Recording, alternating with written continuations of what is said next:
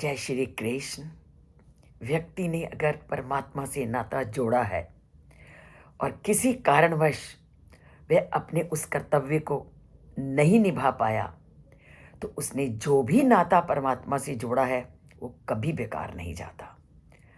और उसका निरंतर परमपिता परमात्मा 2-3 श्लोकों में वर्णन करते आ रहे हैं और आज भी वो इसी बात को बताते हैं कि तुमने अगर परमात्मा से नाता जोड़ा है, जितना भी जोड़ा है वो कभी बेकार नहीं जाएगा।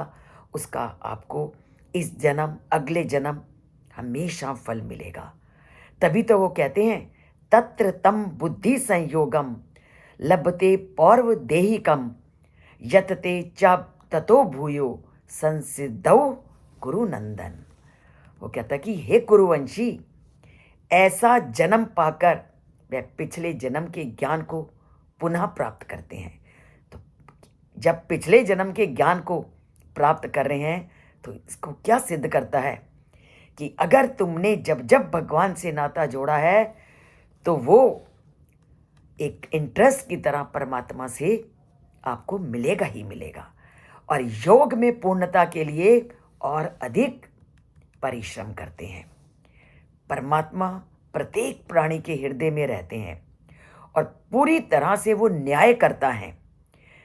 हमने अपने जन्म में ज्ञान, भक्ति, श्रद्धा, सहनशीलता, दृढ़ संकल्प आदि जो भी परमात्मा से जुड़ने के लिए संपत्ति को धारण किया है, प्राप्त किया है, इन सब का भगवान को ज्ञान होता है। इसलिए भगवान उचित समय पर हमारे अतीत के प्रयत्नों का फल प्रदान करते हैं और हमारी पिछली सफलताओं, उपलब्धियों के अनुसार हमारे भीतर आध्यात्मिकता के गुणों को बढ़ाते हैं। तो आध्यात्मिकता के गुणों को बढ़ाने वाले कौन है? वो परमपिता परमात्मा, अगर आप उनसे नाता जोड़ते हो। और इससे क्या स्पष्ट होता है कि भौतिकवादी विचारों को मानने वाले लोग जब अचानक आध्यात्मिकता की ओर जुड़ जाते हैं तो वो क्या सिद्ध करते हैं कि उनमें आध्यात्मिक संस्कार जागृत हो जाते हैं जो उसने कभी परमात्मा के साथ जोड़े थे। और तब उन्हें अपने पूर्व जन्म की उस तपस्या का, उस भक्ति का, उस परमात्मा के साथ जोड़ने का फल प्राप्त होता है। अब इसको हम एक उदाहरण से जानते हैं। एक यात्री रात्रि के समय एक होटल में रात को विश्राम करता है, लेकिन जब वह सुबह होती है, जागता है, तो पहले से तय की गई दूरी पर पुनः वापस नहीं चलता। वह शेष दूरी को समाप्त करने के लिए आगे बढ़ता जाता है।